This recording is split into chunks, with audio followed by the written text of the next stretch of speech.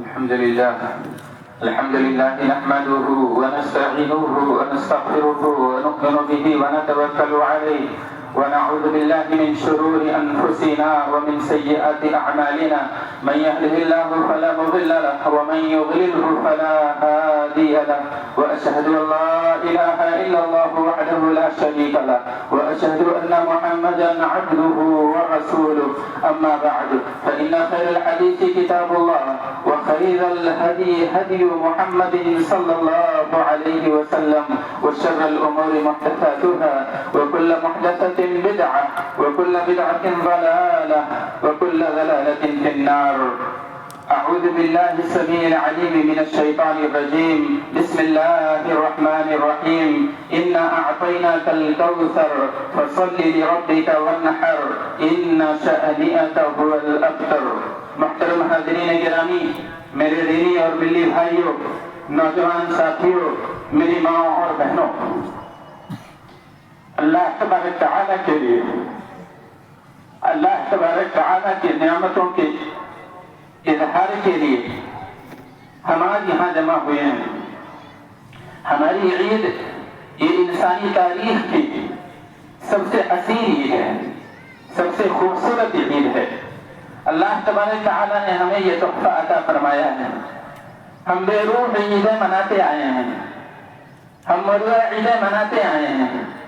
اسے زندگی دینے کی ضرورت ہے، اس میں روح پھونکنے کی ضرورت ہے، اسے معنویت عطا کرنے کی ضرورت ہے تاکہ ہم اپنی عیدوں سے بھرپور مستفید ہو سکیں اور دنیا بھی ان عیدوں کا فیض اٹھا سکے. اللہ تبارک تعالیٰ نے ہم سے مطالبہ کیا ہے کہ ادخلوا فی السلم کافہ، بلکہ مومنوں سے کہا یا ایھا الذین آمنوا ادخلوا فی السلم کافہ، اے ایمان والوں تم لوگ دین اسلام کے اندر پورے طور پر داخل ہو جاؤ، یعنی مکمل طور پر دین کے اندر داخل ہو جاؤ. یہ نہ ہو کہ اپنے پسند کے احکامات فالو کیے جائیں اور جو نفس پر گرا گزرنے والے احکامات ہیں انہیں پس پشت ڈال دیا جائے.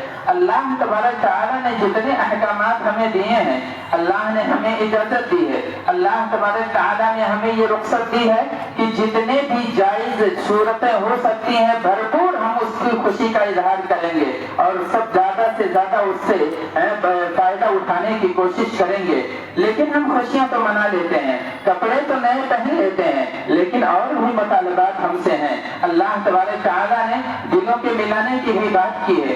آج ہم عیدیں مناتے ہیں لیکن یکتائی اور یگانگت کا مظاہرہ نہیں ہو پاتا ہے، اس لیے کہ ہم لوگوں کو معاف نہیں کر پاتے ہیں. کپڑے نئے ہوتے ہیں لیکن دل پراگندہ ہوتا ہے، دل میں جگہ جگہ غلاظتیں بھری ہوئی ہوتی ہیں جس کی وجہ سے ہمارا سماج، ہمارا خاندان، ہمارے گھر والے، ہمارا معاشرہ عیدوں سے بھرپور فائدہ نہیں اٹھا پاتا ہے. میرے بھائیوں اور دوستوں، دل کھول کے ملیے، محبت کے ساتھ ملیے، کینوں اور کدورت کو ہٹا دیجیے، دل پاک صاف رکھیے. یہی عید کا تقاضا ہے. جو رنگی چھوڑ دے ایک رنگ ہو جا، سراسر موم یا پھر سنگ ہو جا. آپ ہنس کے ملتے ہیں لیکن آپ کا دل بھی ملنا چاہیے. آپ مسافہ کرتے ہیں تو آپ کا دل بھی مل جانا چاہیے اور ساری نفرتیں اور ساری عداوتیں دور ہو جانی چاہیے. اللہ نے ہم سے مطالبہ کیا وَاعْتَصِمُوا بِحَبْلِ اللَّهِ جَمِيعًا وَلَا تَفَرَّقُوا، اللہ کی رسی کو مضبوطی کے ساتھ تھام لو اور تفرقہ بازی مت کرو. تفرقہ کرنے سے تمہاری ہوا اکھڑ جائے گی، تمہارا کوئی پرسان حال نہیں ہوگا. اللہ کے رسول نے فرمایا المسلم اخو المسلم لا يظلمه ولا يحقره ولا يخذله. آپ نے فرمایا کہ مومن مومن کا بھائی ہے اور اس پر ظلم نہیں کرتا ہے. ظلم کسی پر مومن نہیں کرتا لیکن بطور خاص اپنے بھائیوں پر ظلم نہیں کرتا ہے. اسے تنہا نہیں چھوڑتا ہے اور اسے حقیر نہیں جانتا ہے.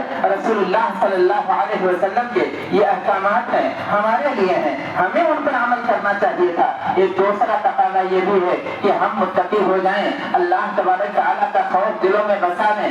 اللہ کے ڈر کے بغیر اللہ کے احکام پر عمل نہیں ہو پائے گا. اس کی تعریفیں آپ سنتے رہتے ہیں. تقوی کی تعریف کیا ہے اسے میں نہیں بیان کر رہا ہوں، اس کا صرف اور صرف مطلب یاد رکھیے اور اسے گرہ لگا لیجیے. یاد رکھیے کہ تقوی کا مطلب کبھی بھی مت فراموش کریں. تقوی کا مطلب یہ ہے کہ آپ کے اندر ایسی اسپرٹ آ جائے، آپ کے اندر ایسا شوق اور ایسا جذبہ آ جائے اللہ تبارک تعالیٰ کی انعامات کی ایسی امید جاگ جائے کہ آپ کو اللہ کے احکام اور رسول اللہ صلی اللہ علیہ وسلم کے فرامین پر عمل کرنا نہایت آسان ہو جائے، اور اللہ کے عذاب کا ایسا ڈر دل میں بس جائے کہ جب آپ نافرمانی کرنے جائیں، جب آپ کوئی گناہ کرنے جائیں تو اللہ تبارک تعالیٰ کی دہشت آپ پر طاری ہو جائے اور آپ کے لیے گناہ کرنا مشکل ہو جائے۔ یہ جذبہ جب آئے گا تبھی تقویٰ حقیقت میں آپ کو فائدہ پہنچا سکے گا، اور تبھی آپ تقویٰ شعار کہلائیں گے۔ وَمَن يَتَّقِ اللَّهَ يَجْعَل لَّهُ مَخْرَجًا، اگر اللہ تعالیٰ سے کوئی ڈرے گا تو اللہ اس کے لیے کوئی نہ کوئی راستہ نکال دے گا، وَيَرْزُقْهُ مِنْ حَيْثُ لَا يَحْتَسِبُ، اور اللہ اسے ایسی جگہ سے روزی دے گا کہ اس کا گمان بھی نہیں رہا ہوگا۔ اور اللہ تبارک تعالیٰ نے صبر کی بھی ہمیں تلقین کی ہے، صبر کرنا چاہیے۔ صبر ویسے آج کے حالات میں بطور خاص صبر کی زیادہ ضرورت ہے۔ جیسے کسی ہار کی لڑی ٹوٹ جاتی ہے تو اس کے دانے نہایت تیزی کے ساتھ ایک کے اوپر گرنے لگتے ہیں، ایسے ہی ہمارے اوپر آج مسائل کا انبار ہے، مختلف قسم کے مسائل ہیں، مختلف قسم کے چیلنجز ہیں، ایک سے چھٹکارا ملتا ہے دوسرا مسئلہ دامنگیر ہو جاتا ہے۔ میرے بھائیو اور دوستو، یاد رکھیے انسانی تاریخ رہی ہے، اللہ تبارک تعالیٰ کا دستور رہا ہے کہ جب بھی اہل حق کو پریشان کیا جاتا تھا، جب بھی انہیں ایذا دی جاتی تھی، جب بھی ان پر مسائل کے پہاڑ توڑے جاتے تھے، تب اہل حق کو صبر کی تلقین کی جا رہی تھی۔ فرعون اور فرعونیوں نے بنو اسرائیل کو دھمکی دی، موسیٰ علیہ السلام کے قوم والوں کو دھمکی دی اور کہا سنقتل ابناءهم ونستحيي نساءهم، ان کے مردوں کو ہم مار ڈالیں گے، ان کے جو نوجوان جو مرد اور مذکر اولاد کو ہم ختم کر دیں گے، اور اپنی خدمت کے لیے، اپنی غلامی کے لیے ان کی بیٹیوں کو، ان کی بیویوں کو زندہ رکھیں گے۔ وَإِنَّ عَلَىٰ فَوْقِهِمْ قَاهِرُونَ وَإِنَّا فَوْقَهُمْ قَاهِرُونَ، اور ہم ان کے اوپر قاہر ہیں، یعنی غالب ہیں، ہماری تعداد زیادہ ہے، ہماری حکومت ہے، ہمارا اقتدار ہے، ہم انہیں مٹا دیں گے۔ موسیٰ علیہ السلام نے ایسے موقع پر کہا تھا، اپنی قوم سے مطالبہ کیا، کہا یا قوم استعینوا باللہ واصبروا، اے میری قوم کے لوگوں اللہ تبارک تعالیٰ سے مدد طلب کرو اور صبر سے کام لو۔ آج صبر کی ضرورت ہے، حالات سنگین ہیں، ہمیں پریشان کیا جا رہا ہے، ہمارے اوقاف پر نظر ڈالی جا رہی ہے، ہمارے اوقاف کو، ہمارے آباء و اجداد اور ہمارے پرخوں کی وراثت کو ایسی دکان بنا دیا گیا ہے جو ہر چور اور چنڈال کے لیے جہاں سے چوری کرنا آسان ہو جائے۔ میرے بھائیوں اور دوستوں، ہمارے آشیانے اجاڑے جا رہے ہیں، ہمارے گھروں کو برباد کیا جا رہا ہے، ہمارے نوجوانوں کو غیر قید کی سلاخوں کے پیچھے ڈالا جا رہا ہے۔ اس کا مقابلہ ایک یہ بھی ہے کہ آپ صبر سے اس کا سامنا کیجیے، صبر سے مقابلہ کیجیے، اللہ تبارک تعالیٰ سے پورے طور پر جڑنے کی کوشش کیجیے، دین اسلام میں مکمل طور پر داخل ہو جانے کی کوشش کیجیے۔ اللہ کے رسول صلی اللہ علیہ وسلم نے ہمیں صبر کے ساتھ ساتھ استقامت کی بھی تعلیم دی ہے۔ اللہ کے رسول صلی اللہ علیہ وسلم نے استقامت دکھائی ہے۔ نبی پاک صلی اللہ علیہ وسلم نے ہم سے زیادہ پریشانیوں کا سامنا کیا ہے۔ اللہ کے رسول صلی اللہ علیہ وسلم کو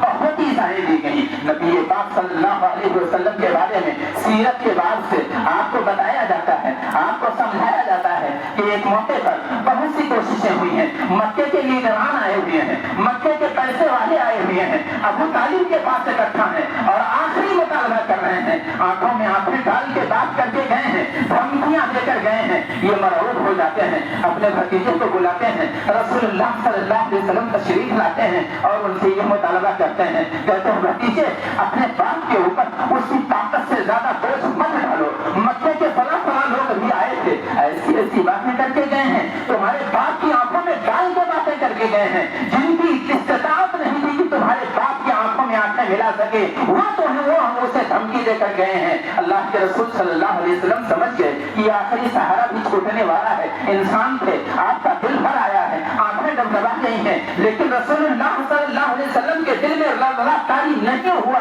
آپ صلی اللہ علیہ وسلم کھڑے ہو گئے، آپ کی آنکھیں بھری ہیں، آنکھیں ڈبڈبائی ہیں، اپنے چچا کی طرف دیکھا اور کہا میری چچا جان، اگر یہ لوگ میری جان چاہتے ہیں، اگر مجھے مارنا چاہتے ہیں تو میں اس کے لیے تیار ہوں، لیکن جو مشن لے کر اٹھا ہوں اس میں سمجھوتے کا کوئی راستہ نہیں ہے، اس میں کوئی راستہ نہیں ہے سمجھوتے کا، کمپرومائز کا کوئی راستہ نہیں ہے، یا تو جان دے دوں جاؤں گا، یا تو اپنے مشن پر مر جاؤں گا، یا پھر اللہ تبارک تعالیٰ مجھے کامیاب کرے گا۔ میرے بھائیوں اور دوستوں، یہی استقامت ہے، آج اس کی ضرورت ہے۔ اللہ کے رسول صلی اللہ علیہ وسلم نے خود اس پر عمل کر کے دکھایا ہے، ہمارے لیے راستہ آسان کر دیا ہے۔ اللہ تبارک تعالیٰ کا یہ بھی دستور ہے، اللہ تعالیٰ نے فرمایا، کہا والذین جاہدوا فینا لنہدینہم سبلنا۔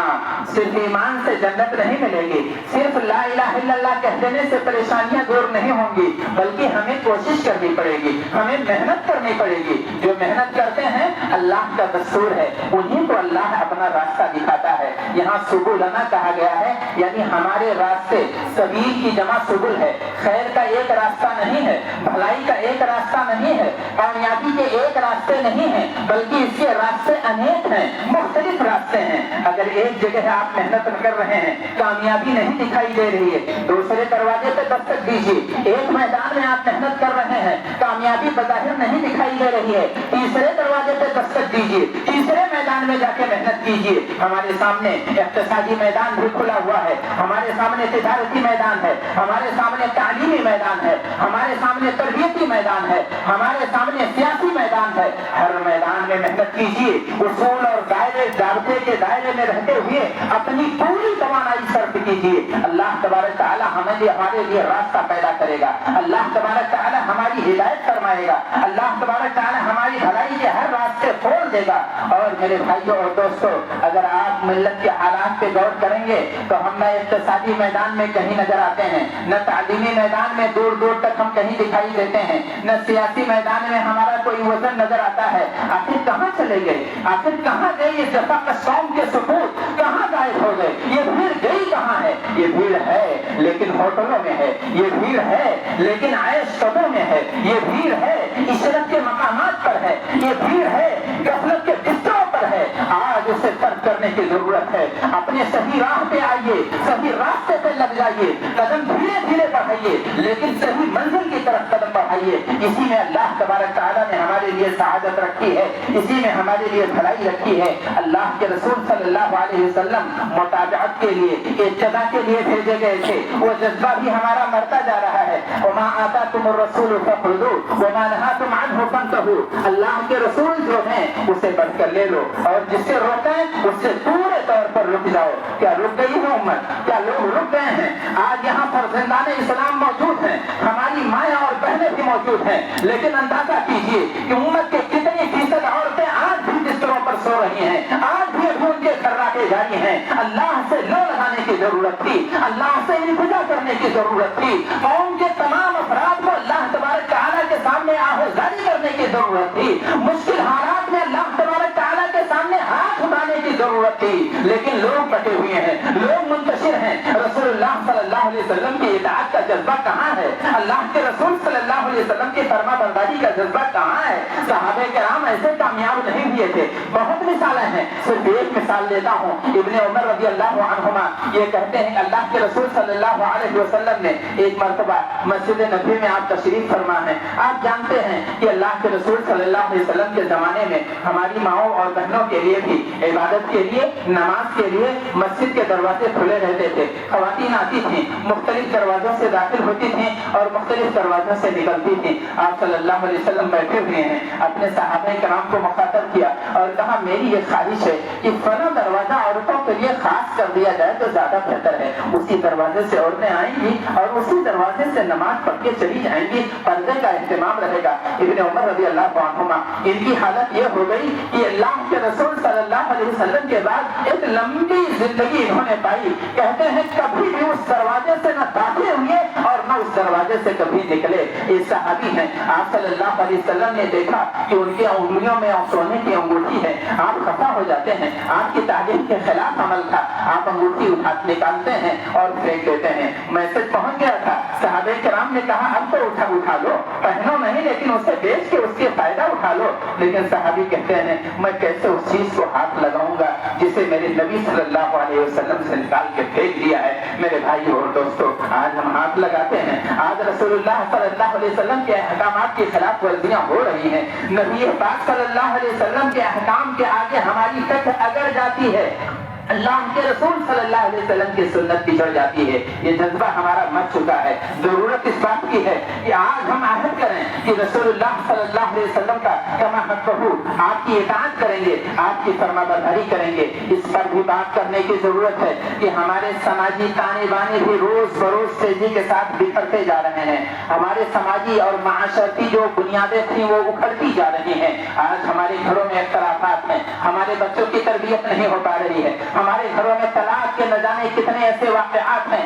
اکثر گھروں میں طلاق یا طلاق شدہ جو ہے خواتین موجود ہیں. اللہ کے رسول صلی اللہ علیہ وسلم کے احکامات کی نافرمانی کا نتیجہ ہے کہ ہمارا گھر جہنم نما بن چکا ہے. گھروں کی طرف آنے کی طبیعت نہیں ہوتی ہے, لوگ باہر وقت گزارنے کی کوشش کرتے ہیں. گھر کا راستہ تو سب سے پسندیدہ راستہ تھا. گھر کے چھت کے نیچے تو سکون ملنا چاہیے تھا. اپنے بال بچوں کو چہکتا ہوا دیکھ کر دل مسرور ہو جانا چاہیے تھا. لیکن یہ وحشت کیوں آ گئی ہے, یہ نفرت کیوں آ گئی ہے؟ گھروں میں آخر سکون آدمی کو ملتا کیوں نہیں ہے؟ میرے بھائیوں اور دوستوں, ہم نے حالات بگاڑے ہیں. آپ یاد کیجیے عورتوں کے جو مختلف کردار ہیں اس میں جو سب سے نمایاں کردار ہے وہ بیوی کا کردار ہے. یا تو عورت بیوی ہوگی, یا تو ماں ہوگی, یا تو بیٹی ہوگی, یا تو بہن ہوگی. بیوی کا کردار سب سے اہم ہوتا ہے. ہماری بیٹیاں ہیں, ہماری بہنیں ہیں, اپنے اگلے سفر تک جانے سے پہلے تک ہمارے ساتھ رہتی ہیں. ہماری ماں اپنے اولاد کی تربیت میں, اپنے اولاد کو بڑا پالنے اور پوسنے میں اپنی پوری زندگی کھپا دیتی ہے.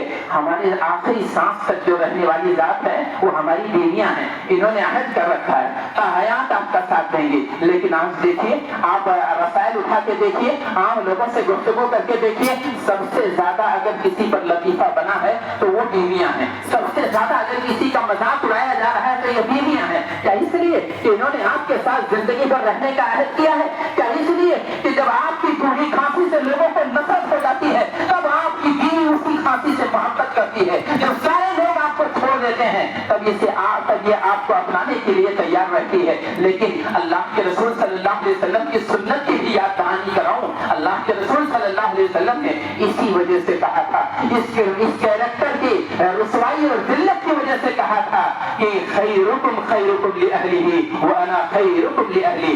سب سے بہترین آدمی وہ ہے جو اپنے بیوی بچوں کے لیے بہتر ہو, اور میں سب سے اچھا ہوں اپنے بیوی بچوں کے لیے. آپ سب سے اچھے تھے اپنے بیوی بچوں کے لیے. نبی پاک صلی اللہ علیہ وسلم کی سیرت پڑھیے. اس سلسلے میں مثالیں دینے کا وقت نہیں ہے. رسول اللہ صلی اللہ علیہ وسلم سے بہتر نہ کوئی باپ آج تک پیدا ہوا ہے. نبی پاک صلی اللہ علیہ وسلم سے بہتر نہ کوئی شوہر آج تک پیدا ہوا ہے, نہ پیدا ہوگا. آپ صلی اللہ علیہ وسلم نے اپنی مثال دی. اپنی اچھائی ناپنی ہے, اگر اپنی بھلائی تولنی ہے تو ایسی صورت میں آپ اپنا رویہ دیکھیے اپنے بیوی کے ساتھ. اس کا آپ کے ساتھ ہے یا اس کے ساتھ آپ کا رویہ کیسا ہے, یہی معیار ہے, یہی آپ کی اچھائی ناپنے کا ذریعہ ہے. اس لیے کہ آپ کی بیٹیاں آپ کی لخت جگر ہیں, آپ کی نور نظر ہیں. ان کے ساتھ عموماً جو ہے لوگ کم جو ہے رویہ درست ہی رکھتے ہیں. ماں چھوٹی پیدائش کا سبب ہے, اس لیے اس کے ساتھ بھی بہتر سلوک اختیار کرنے کی کوشش کی جاتی ہے. حالانکہ اس میں بھی کوتاہیاں ہیں,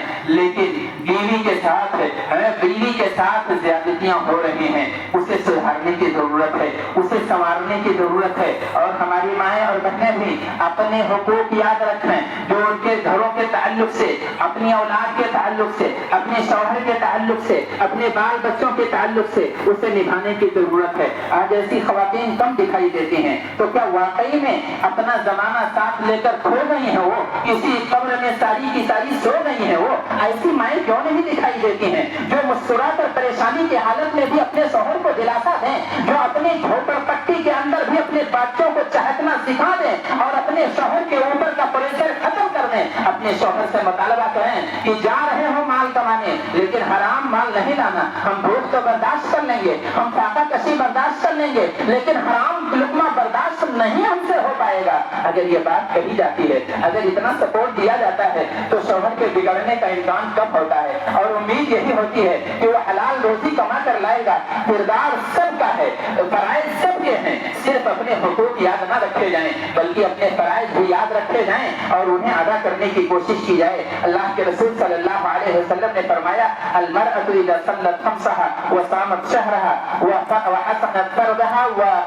واطاعت بعلها فلتدخل من اي ابواب الجنة شاءت. اللہ کے رسول صلی اللہ علیہ وسلم نے بہت بڑی بشارت دی ہے. نبی پاک صلی اللہ علیہ وسلم نے عظیم بشارت دی کہ اگر اللہ کے حقوق کوئی نبھاتی ہے اور پھر اپنے شوہر کے حقوق بھی نبھا رہی ہے تو اس کا صلہ یہ ہے کہ جنت کے جتنے بھی دروازے ہوں گے تمام دروازوں سے اس کے لیے داخلے کی اجازت ہو جائے گی. یہ چھوٹا شرط نہیں ہے میرے بھائیوں اور دوستوں.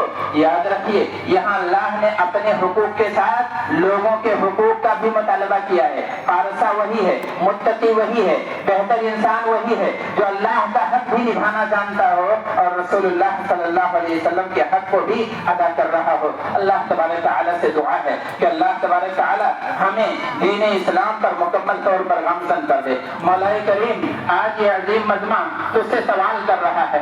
اللہ تبارک تعالیٰ یہ خطاکار لوگ ہیں, یہ گنہگار لوگ ہیں, مولا تو ان کی بخشش فرما دے. اللہ تبارک تعالیٰ ان کے گناہوں کو معاف فرما. اللہ ہم پر اتنی مصیبتیں نہ ڈال جسے ہم جھیل نہ سکیں. اللہ ہمیں اتنا آزما کہ جنہیں ہم برداشت نہ کر سکیں. اللہ ہماری طاقت کے مطابق ہمارے اوپر پریشانیاں نازل کر. اللہ تبارک تعالیٰ ہمارا امتحان لے لیکن ہماری استطاعت کے مطابق. مولا کریم تو ملک کے حالات بھی درست کر دے. مولا کریم ملک میں امن و امان دے. اللہ تعالیٰ تو تیرے دین کے یہ متوالے سلامتی کی یہ پیروکار سلامتی مانگتے ہیں اپنے گھروں میں بھی, اپنی زندگی میں بھی, اپنے ملک میں بھی, اپنے وطن میں بھی, ہر جگہ تو سلامتی دے. مولا ہم سلامتی کے فداکار ہیں. اللہ تعالیٰ تو اس سے ہم سلامتی اور امن و امان کی درخواست کرتے ہیں. اللہ تعالیٰ ہماری اولاد کو نیک بنا دے. مولا کریم انہیں تو دین پر گامزن کر. مولا تو انہیں استقامت عطا کر. ربنا آتنا فی الدنیا حسنہ وفی الآخرۃ حسنۃ وقنا عذاب النار. ربنا آتنا فی الدنیا حسنہ وفی الآخرۃ حسنۃ وقنا عذاب النار. ربنا هب لنا من لدنک ذریۃ طیبۃ انک سمیع الدعاء. ربنا هب لنا من ازواجنا وذریاتنا قرۃ اعین واجعلنا للمتقین اماما. ربنا اغفر لنا ولاخواننا الذين سبقونا بالایمان ولا تجعل في قلوبنا غلا للذين آمنوا ربنا إنك رؤوف رحيم. ربنا اغفر لنا ذنوبنا وإسرافنا في أمرنا وثبت أقدامنا وانصرنا على القوم الكافرين. ربنا اغفر لنا ذنوبنا وإسرافنا في أمرنا وثبت أقدامنا وانصرنا على القوم الكافرين.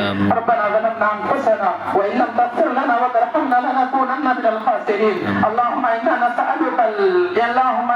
نسألك الخير كله.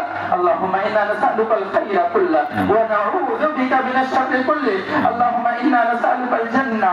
اللهم إنا نسألك الجنة وما قرب إليها من قول وعمل ونعوذ بك من النار وما قرب إليها من قول وعمل. اللهم إنا نعوذ بك من العجز والكسل والجهل والبخل وذلع الدين وغلبة الرجال. اللهم إنا نعوذ بك من علم لا ينفع ومن قلب لا يخشى ومن نفس لا تشبع. اللهم أفرغ علينا صبرا وثبت أقدامنا وانصرنا على القوم الكافرين. اللهم أفرغ علينا صبرا. اللهم أفرغ علينا صبرا.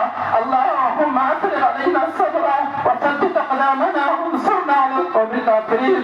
اللهم انصر الإسلام والمسلمين في كل مكان. اللهم انصر الإسلام والمسلمين في كل مكان. اللهم انصر الإسلام والمسلمين المستضعفين في كل مكان واخذل الكفرة والمشركين. اللهم خالف بين كلمتهم. اللهم خالف بين كلمتهم. اللهم خالف بين كلمتهم وزلزل أقدامهم وخذهم أخذ عزيز مقتدر. ربنا لا تؤاخذنا إن نسينا أو أخطأنا. ربنا ولا تحمل علينا إصرا كما حملته على الذين من قبلنا. ربنا ولا تحملنا ما لا طاقة لنا به. واعف عنا واغفر لنا وارحمنا أنت مولانا فانصرنا على القوم الكافرين. سبحان ربك رب العزة عما يصفون وسلام على المرسلين والحمد لله رب العالمين.